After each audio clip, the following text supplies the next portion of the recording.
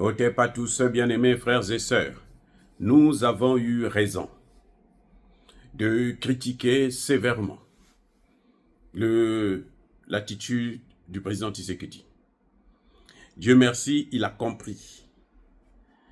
C'était peut-être un peu trop, parfois on exagérait même, mais vous savez, il n'y a pas une exagération dans les mots lorsque il y a des gens, des innocents, qui meurent pour rien, alors qu'on pouvait faire l'économie de ces corps. Voyez, donc, nous sommes fiers de ce que nous faisons. Nous sommes fiers de ce que nous avons dit, qui a fait bouger un peu le président Tshisekedi, même si il n'est pas allé plus loin que ce que nous aurions souhaité. Parce que, vous savez, il a pris un certain nombre de généraux, ceux qui ont failli dans l'est de la RDC, comme le général Chico, le général Kabundi et tout. Il les a déplacés pour les amener dans des secteurs où c'est un peu plus calme, il n'y a pas vraiment un danger, il n'y a pas vraiment un problème de guerre de sécurité. Mais c'est parce que ça, ce n'est pas des sanctions, puisque c'est des gens qui méritaient une sanction. Et la sanction, c'était de les mettre au garage. Au pire des cas, à l'administration, vous êtes là, vous comptez les papiers, collez les timbres, et puis bon, le moment de la retraite, vous partez dans votre retraite.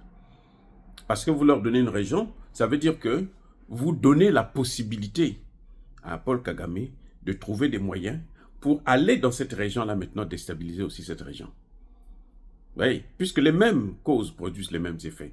Ils sont comme ça, ce sont des gens corrompus jusqu'à la moelle épinière, des généraux de merde, des généraux en carton, des généraux qui ne valent rien, et que Tshisekedi continue à garder. C'est comme Chiwewe qui l'a changé, il le prend comme conseiller militaire. Bon.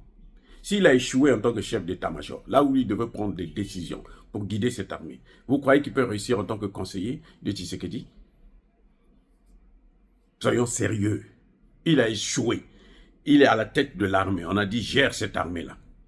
Donc après, le commandant en chef, c'est-à-dire le président de la République, c'est lui qui est là, qui a cette armée dans ses mains. Il a échoué. Et lamentablement échoué. La seule chose qu'il a pu faire, c'est aller prendre un petit enfant de 10 ans pour venir faire croire qu'il a eu des révélations qui venaient d'un certain Dieu qu'ils appellent Jésus.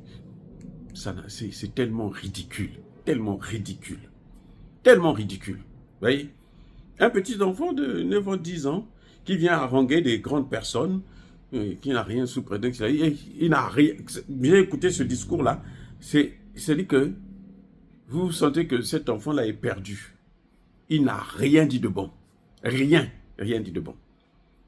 Bref, quand vous le prenez, vous l'enlevez en tant que chef d'état-major, vous l'amenez comme conseiller militaire, je ne sais pas, s'il n'y avait pas d'autre poste pour le placer, parce qu'il ne fout rien, il va vous conseiller quoi? Il va contredire ce que la nouvelle administration est en train de faire. Et oui, puisque c'est votre oreille maintenant, c'est lui qui vous dit que non, cette technique, ce qu'il est en train de faire là, c'est bon ou c'est pas bon.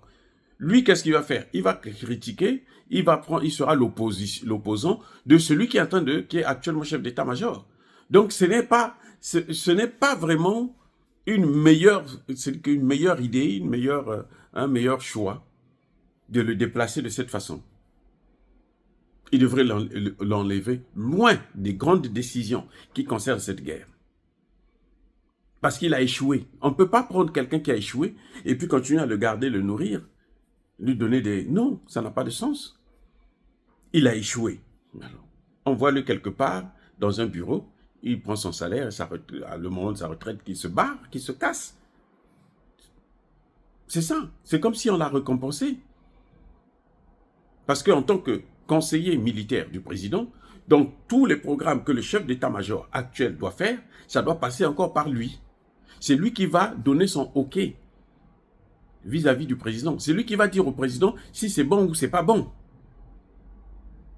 J'espère que le président l'a nommé là juste pour le faire plaisir et il ne va pas l'écouter. Mais si c'est pour l'écouter là, mais les mêmes causes produisent les mêmes effets. Il était là, il a servi la cause de Kagame indirectement ou indirectement, sans le savoir ou consciemment. Bon, je n'en sais rien, on ne peut pas le juger, mais en tout cas, il a été incompétent. Il a échoué lamentablement. Les gens qu'il avait même sur le terrain ont échoué. Et c'est ça qu'on reproche. C'est-à-dire que Tshisekedi est une machine à retardement. C'est une bombe à retardement, mais même pas une bombe à retardement, mais une machine qui est tellement lente. Il lui a fallu 6 ans, presque 7 ans maintenant, pour qu'il puisse savoir que, il a besoin, il faut changer le staff militaire. Les militaires sont en train d'échouer parce que la tête du train ne marche pas bien, elle est en panne. Il a fallu tout ce nombre d'années, c'est grave. C'est grave pour un président. Eh oui, et moi je ne comprends pas comment le président peut passer autant de temps avant de découvrir que, mais, il est mal entouré. Il est très mal entouré, très très mal entouré. Et ça n'a pas de sens. Ce n'est pas normal. Donc c'est au président maintenant de voir comment il peut faire pour régler cette affaire, pour agir autrement. Parce que je pense que la RDC mérite mieux. La RDC mérite beaucoup, beaucoup mieux. En revanche, il faut reconnaître un élément. Il y a un effet de ce changement qui se fait remarquer déjà sur le terrain. Puisque je vous avais dit déjà qu'il y a 2-3 semaines, au début du mois vers la fin du mois de novembre, il y a eu une offensive des FARDC et des Wazalendo qui ont récupéré beaucoup de territoires, et Kabundi et Chico ont remis une bonne partie de ces territoires à Paul Kagame, qui se réjouissait d'ailleurs, il était aux anges. Et à peine qu'il y a eu le changement, eh bien sur le terrain aussi il y a eu un changement. Je vous apprends que la ville d'Ali Bongo a été libérée. Elle est maintenant dans les mains de FARDC et des Wazalendo. Et donc maintenant, on va probablement vers Kanyabayongo, parce que cette ville se trouve non loin de Kanyabayongo. C'est un verrou pour atteindre Kanyabayongo et pour contrôler tous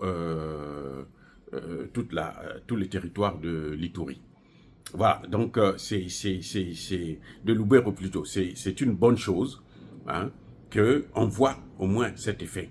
Mais je pense que Tshisekedi aurait pu faire mieux. Oui, il aurait pu faire mieux parce que ça a trop duré et il y a trop de victimes. Maintenant, moi, ce que je pense, c'est que si Tshisekedi réussit à nous apporter la paix à l'Est, il a besoin, il aura droit à solliciter un 3e mandat. Ça, c'est mon avis à moi, docteur Rufavik Lamabiala. Parce que chez nous, ce qui compte, ce n'est pas la démocratie, ce n'est pas l'élection. Pour nous, ce qui compte, c'est le travail que la personne, le service rendu à la population, à son peuple. Si un homme travaille bien, il faut le garder. Parce que moi, je ne suis pas pour ceux qui continuent à garder des gens parce que, bon, ils ficellent l'armée et la mater les gens, tricher les élections. Non, non, non. Je dis seulement que quand quelqu'un travaille bien, gardez-le là. Parce que on n'a rien de temps. Ces Occidentaux-là, ils peuvent détruire tous les efforts que vous avez fournis. Donc, s'il y a quelqu'un qui fait bien son travail, il faut le garder là pour consolider les acquis. Encore une fois de plus, soyez bénis, abondamment bénis par le Dieu des Kémites et par nos ancêtres évangélisés. Mais que tous ceux qui persécutent le continent africain, le pillent, le déstabilisent, qu'ils soient noirs, blancs, chinois, arabes, juifs, indiens ou qui qu'ils soient punis, maudits, foudroyés, neutralisés, écrasés, effacés par le Dieu des Kémites et par nos ancêtres évangélisés. Vive l'Afrique éternelle, j'ai dit et j'assure.